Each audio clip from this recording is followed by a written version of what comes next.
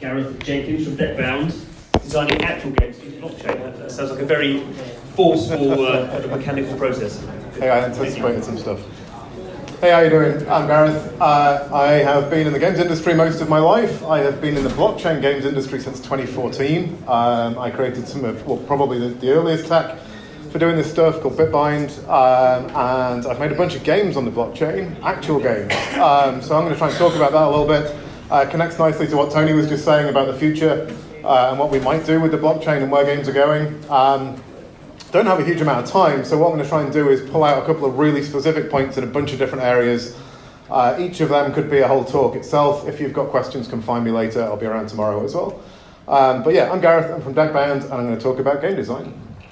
Okay, so procedural generation, player ownership, both on the commercial side and on the item side, player access, and then a little bit about rights holders. These are all really different topics, and I'm hoping that there's something that you can get out of these, even if maybe not all of them. Hopefully one of them for each of you will be relevant. So let's get started with procedural generation. This isn't anything new at all in the games industry. Games have had procedurally generated content for a very, very long time, and there are games now, some of the games that are talked about most in the industry, that rely solely on procedurally generated content. And for the game design people and game techie people in the audience, apologies, you'll know this already, but the random numbers that we use in games to do procedural generation aren't actually really random. We generally rely on pseudo-random numbers, sequences of predictable numbers that we can make interesting things out of. And we do that by providing them with interesting seeds. We provide seeds into these pseudo-random number generators that generate information in the games that we play. These seeds generally are seen by players as somewhat magical. They are the source of their experiences. They're the things that they share amongst each other. They talk about them. They get excited about finding new seeds in different games that rely on them. What has this got to do with the blockchain? Well, the blockchain, because it runs on distributed systems, produces interesting numbers, and those interesting numbers can be used as interesting seeds. What we can do here, and really I'm kind of just talking around this to get to a point, is that we can say, oh, by the way, there's a whole other talk about interesting numbers off the blockchain that's very techy, and it's not that easy to do. So just a bit of a call out for the technical members of the audience. What I'm really interested in is this bottom bit. How do we close this loop? How do we say, okay, well, we can generate crazy random numbers out of the blockchain, and we can feed them into these random number generators that make these cool procedural games, but how do we close that loop? Because I think games is a great opportunity to add value on the blockchain side of things. Blockchain is just a means of storing data. If the data is coming out of a game and feeds the blockchain produces these interesting numbers, we can close this loop and we can go round and round, and that's really exciting from a player perspective. The reason I'm pointing this out is that the games industry's been around for a while. We know how to make games. There's a lot of science in making and designing games. Generally, we're not trying to solve problems from a game design perspective. We're often just looking for the next exciting thing, something that players can get attached to and engaged in. And I think this is an excellent opportunity. And I'm going to give other examples of how I think we can add value in using blockchain tech, but this is a particular example of where we can say the blockchain does this cool thing, these random numbers from distributed systems that are hard to fake. So how can we use that in our games? How can we make our games be connected to that? And this is core to a lot of what I've done in blockchain games. In fact, the game that I'm working on at the moment, Lunar Mines, is a space mining game. You go out there, you mine space, and you build these cool mines on moons, and you connect them together to build relays, and you send probes from these relays to further the exploration of space. But this all loops around, because what happens is when you send those probes, there's a transaction on the blockchain. That transaction generates information about the star system that you just found, and that information then feeds back to the player as a set of planets and moons that they can mine. This whole thing goes around in a loop, much like I was just describing. So when players are taking ownership of their items because they exist on the blockchain, they're also generating data that goes back into the blockchain that produces new experiences for them. And I think that's something that can be applied to many genres. Most game genres have some form of generation in them. In one form or another, you can figure out a way of applying this. So yeah, that's the point there on procedural generation. Blockchain tech and games tech actually have this nice little synergy when it comes to procedural generation. We're not necessarily solving a new problem here, but we're potentially doing something cool from a design perspective, and players like it when we do cool things. So that's what we should do. Okay, next. This one's nowhere near as much fun. And I'm glad that someone's already spoken about this today, because this is a really big design issue. It's a commercial issue as well, but it's fundamentally a design issue. In the blockchain game space, people talk about player ownership a lot. In the games industry, we don't talk about player ownership that much, and that's because the games industry spent a really long time telling people that they own their things, and they don't. Tony's just mentioned that as well. There's no shortage of games whose marketing departments will go out of their way to convince players that they own their stuff, whilst their legal teams and technical teams will prove that they don't and prohibit access to them. This is just how it works in the games industry. You don't need to walk far from this room to find people whose day-to-day job is doing that very thing. So how do we get around this? How do we work with this from a blockchain perspective? Because although we can get excited about player ownership and we can say it's cool if players own their things, does that mean we can actually make games on that principle? Well, it doesn't at the moment. It's quite difficult. So here's just a really standard sort of list of things relating to ownership in games. This is very simple, but we've got purchasing platform, rights and licensing in the game. What happens when we throw blockchain into the mix here? Well, the first thing that happens is that game items become more relevant. Most of the time at the moment, game items aren't considered as a separate entity from the game. But as has hopefully been proven already today by the other speakers, that's really kind of what we're getting at with blockchain stuff, is most of the time we're talking about saying this cool stuff that's in these games, let's pull it out and make it be a thing by virtue of the blockchain. Well, what impact does that have? And really, I could probably skip over this slide. I'm not going to. I'm going to talk about it very briefly because it's been spoken about already today. But on the purchasing side of things, payment processors won't allow for any money transfer risk, and though there are examples of people having worked around that today, as soon as they recognize what you're doing, they will stop you. This isn't a conscious decision on their part to get in our way. This is a legal issue. They can't allow for that. And unless you're willing to operate outside of major markets, you're not going to work around it. So that's a major issue. And at the moment, realistically, the only way around that is to work in crypto directly, to take payments in cryptocurrency and to deal with these legal risks yourself. That itself is a problem because you need to have the internal structure to be able to deal with that stuff. On the platform side, even if you get around that, you've then got platform holders. They're not going to allow you to transfer items that have any cash value. And again, there are some examples of people having worked around that. They're not going to last for very long because these platform holders have huge risk and exposure by virtue of these exchanges. And there was some detail provided earlier on Apple's current view on that, which isn't going to change. By the way, that will be how they are. That they have too many different things attached to this to just suddenly say, okay, let's figure out a way of making this work. And then finally, you've got the rights and licensing bit. IP holders currently don't really understand blockchain very well. So if you're in a situation where you're using somebody else's content and you think everything's fine and you do this cool blockchain thing, and then you go to them and you say, well, what we did is we sold your IP to players and now they own it, you're going to scare them, and that's very difficult to work back. So you've got to work with them up front. And rights and licensing doesn't just mean like franchise titles, it means all of the things that are in your game that you have legal agreements with other parties in relation to. You've got to think about all of that stuff. It's quite difficult.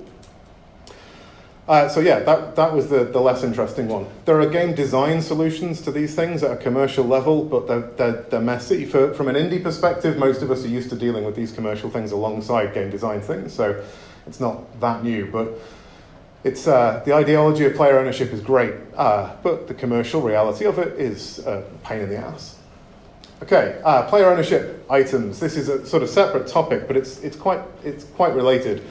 And also this is more of a positive one than a negative one. So players like owning things in games. That is widely established. Blockchain isn't the thing that suddenly come along and said, hey, players want to own their stuff. Players think that they own their things anyway. Players care a lot about the things that they own. They care more about the things that they own than we as developers, publishers, and technologists in the industry care about them. And you can go to any genre or game and find examples of this. People really care about the things that they play with. And in the blockchain industry, people seem to care about buying these blockchain things, whether they're NFTs or whether they're altcoins or items in a game that isn't doing either. People seem to be demonstrating that they're interested. However, these two things are not the same. And I would put anyone who owns a CryptoKitty up against anyone with a hardcore Diablo character of that status and get them to argue about which one cares more about that thing. Now, this isn't a negative thing. I'm just pointing out the fact that these are not the same. However, people care about both, and we've got people who care on the blockchain side and people care on the game side. We're somewhere in the middle, I hope. I don't think any of us are squarely one side or the other. I hope not anyway.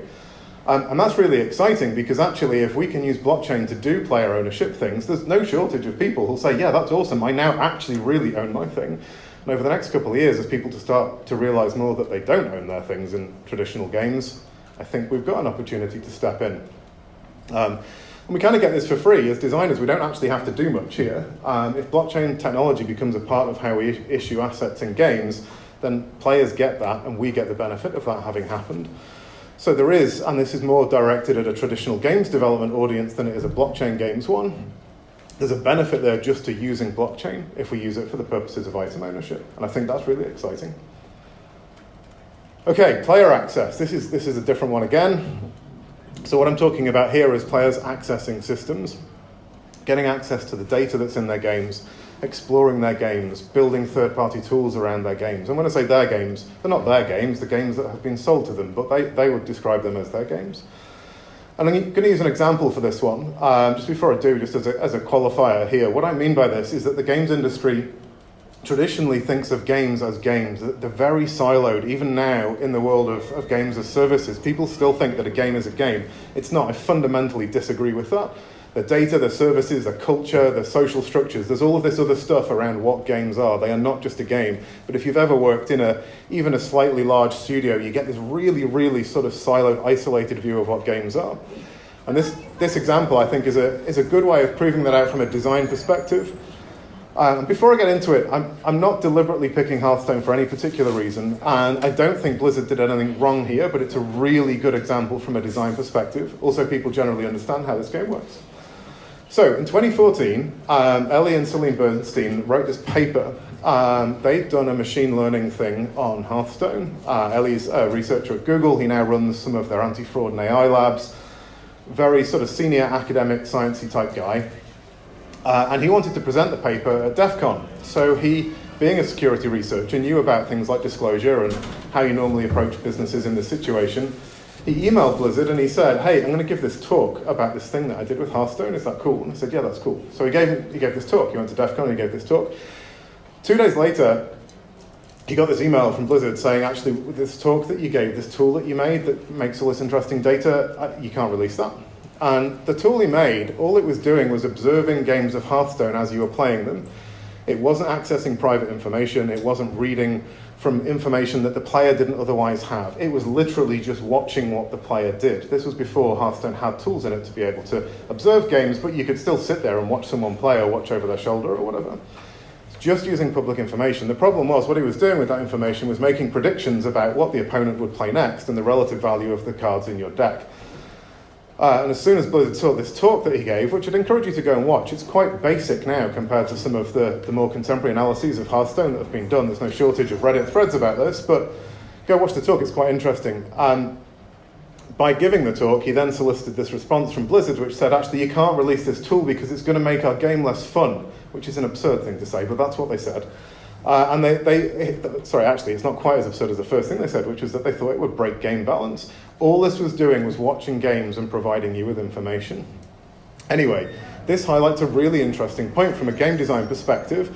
Game data isn't game information, but often when we talk about game data from a blockchain game perspective, we think of them as the same thing. We think, hey, there's all this cool information and data about these games, and we write it to the blockchain, and that makes the experience more fun. Well, actually, from the traditional games world, you know that a lot of the time in a lot of game genres, you kind of rely on hiding information from the player. Even if it's there, even if they could observe it for themselves, they're maybe not looking at it at that point in time. And I think that's at the core of what happened with this Hearthstone thing, is that it did actually break game balance, and it did make it less fun if the players knew what was going to happen next. Ellie hadn't done anything wrong, but at the same time, the tool he made the game theoretically less fun. So how do we deal with this as game designers in the blockchain game space? Well, there's a couple of interesting ways. I think the main thing to identify is that game information isn't game data. So if you're looking at it from the blockchain perspective, you don't have to think about the information that's available to the player as literally all of the data. They're not the same thing. If you flip it around, the same applies from a game designer's perspective. The technology options that you have on the blockchain side don't necessarily need to involve exposing all of the data to the player all of the time. In fact, most of the examples of interesting blockchain game stuff at the moment don't do that anyway. So it's worth bearing in mind, but you have to either address this and work with it, or you're going to have to work around it. Blockchain data and game data aren't necessarily the same thing. Game data isn't necessarily the same thing as game information. Okay, final one, rights holders. This is a completely different angle on the whole thing. This picture, if you can't figure it out or not familiar with it, is Microsoft's press conference from E3 last year, where not only did they announce Forza 7, but they also announced the new Porsche GT2 RS. Porsche's flagship car, top of their GT range, was announced at a video games conference. Now, traditionally, the automotive and video games industries haven't actually had that much to do with each other. There's some synergy in games, but they're very different industries. But VW Porsche decided that this would be the place where they'd announce their new flagship car. It was on stage. It was a big deal that they did this. And this isn't some gimmick on their part. They obviously thought this through. They thought there's a reason why we should put this on stage at this video games event. And it's kind of because they have to. IP holders are starting to realize that the relationship they have with their owners, their players, their users, whatever they describe them as, is moving into the virtual space and away from the physical one. And at some point, there will be more people driving GT Porsches around in virtual reality than there will be in real life. Now, hopefully, obviously, there's some connections here to blockchain tech, but just very quickly, to give you an idea of what that looks like from a rights holder player perspective, it doesn't look like this. Right now in the games industry, if you're familiar with working franchise titles, it gets a bit messy really, really quickly. Because beyond your rights holder, you have all of these different layers until you get up to your player. I think we can solve that. I think blockchain potentially has this benefit where we can connect them directly based on the things they're interested in. Items on a blockchain paralleled with technologies and things that players and rights holders and developers and publishers can work with. We're some way from making this work. Cars and sports games isn't the best place to start. I think we need to pick smaller targets, but we have the tech to fix this problem. Okay, that's it. I'm not going to summarize because I'm out of time. I'll just give a quick roundup as to what I'm working on. LunarMinds.io, sign up for more information, comes out later in the year, is awesome. Delox.io is a blockchain that doesn't have a cryptocurrency or a token. It's solely for the ownership of items. It's also the new home for Bitbind version 2, in case you're familiar with my older work on Bitbind. It uses Ethereum and Lightning for payments, and it's what runs LunarMinds. Thanks very much. I'm Gareth Jenkins.